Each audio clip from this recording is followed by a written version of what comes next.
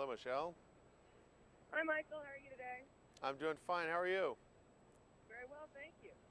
Can you please tell me about yourself? My name is Michael Harley. I'm Group Managing Editor at Kelley Blue Book, Auto Trader, and Dealer.com.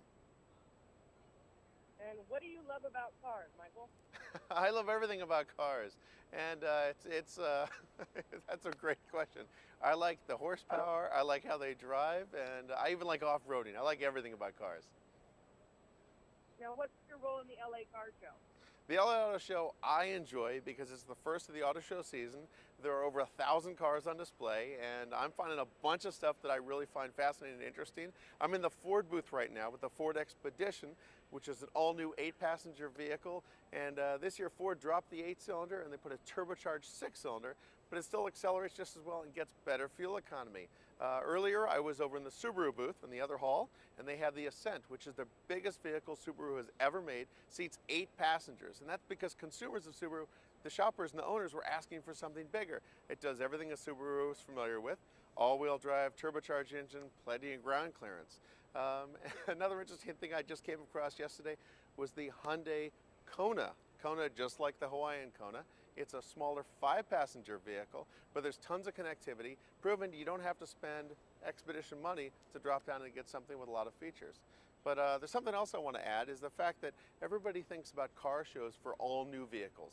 But some automakers are also refreshing vehicles. You look at the Kia Sorento, for example. That's a vehicle that's been on the market for a couple years, but what the automaker does is they go through and they redesign the front and rear end, they add new upholstery, redesign the infotainment and the what they call the heater HVAC system, and they reintroduce it. So it's a refresh, and it's actually been branded a 2019 model, almost like you're looking into the future. Now, what are the newest trends in cars? There are a lot of things changing in cars right now. In fact, probably the biggest buzz on the showroom floor is the autonomous movement. And that basically means the car can drive without the driver. Need not to worry, we're still 5 to 10 years away from it. And for those of you who like driving, like myself, I'm actually looking forward to this because it'll allow the car to do things like drive in bumper-to-bumper traffic, run carpools, or pick up the kids late at night when you're comfortable at home. Now, how do you react to the contradiction of 700 horsepower cars like the Dodge Demon and the Corvette with the CAFE standards of the increasing influence of the green movement? That is very interesting because the industry is going 2 different ways. On one side of the industry, you have the EVs and the hybrids, and the other side, you have the enthusiasts.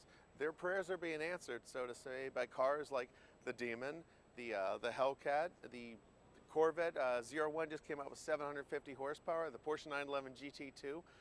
700 horsepower. The truth is those cars are much safer because they've got electronic stability control, airbags, and they meet all the crash standards, and believe it or not, they meet the same emission standards, so they're equally as clean. So it's interesting to see what's happening in the industry. It's good for both. Eventually we're going to see those high-end cars go away with the 700 horsepower, but for now it's time to enjoy them. Now, due to CAFE standards, cars need to be aerodynamic, which limits design change. Which cars do you think transcend that and appear different? That's actually a very good point. Most people don't think about aerodynamics when it comes to CAFE standards, but it does play a major role. Backing up for 1 second, the CAFE standards, most automakers are meeting it by downsizing the engines. The vehicle behind me, the Ford Expedition, went from an 8-cylinder down to a 6-cylinder, but aerodynamics still play a key role.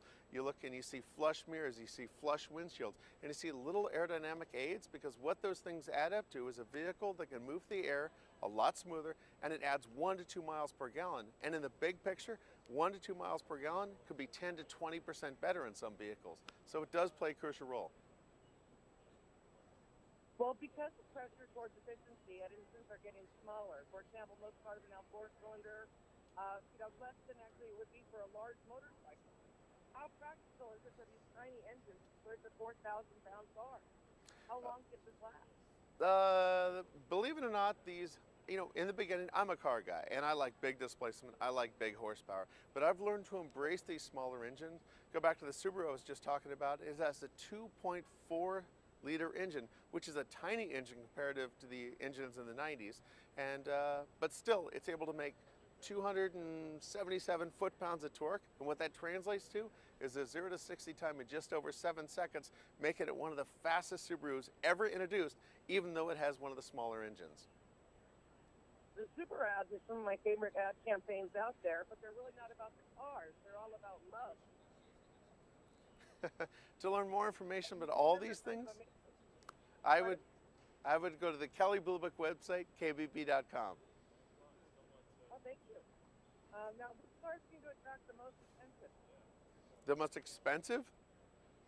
Which ones are attracting the most attention, do you think, this year at the show? Let's see. You know, the car that I'm probably most impressed with is I go back to the original Subaru. That was a car that was unexpected, and it seems to answer everyone's prayers. The rows move back and forth. It has 19 cup holders, and it's super fuel efficient. Now, if money were no object, which kind of car would you have? What kind of car do I have? I have a bunch of... What would be your dream car if money were no object? If money were no object, I would go to the probably the Porsche 911 GT2 RS. It's one of those 700 horsepower cars, but practicality, it's not a daily driver. Now, where do people go to get more information on the show? For more information, I'd go to Kelley Blue Book's website, which is kbb.com. And is there anything else you'd like to add? No, you know, it's auto shows have a little bit for everybody these days. Everyone thinks they're just for car enthusiasts, but like I said, the LA Car Show, there are 1,000 cars on display, and there's something for everyone, and they're very consumer friendly. If you went back 10 or 15 years ago, all the auto shows were directed directly at the industry. Today, you know, it's something you bring the family to. Oh, wonderful. It sounds like a good time. Thank you very much for all the information, and good luck to you. Thanks for having me.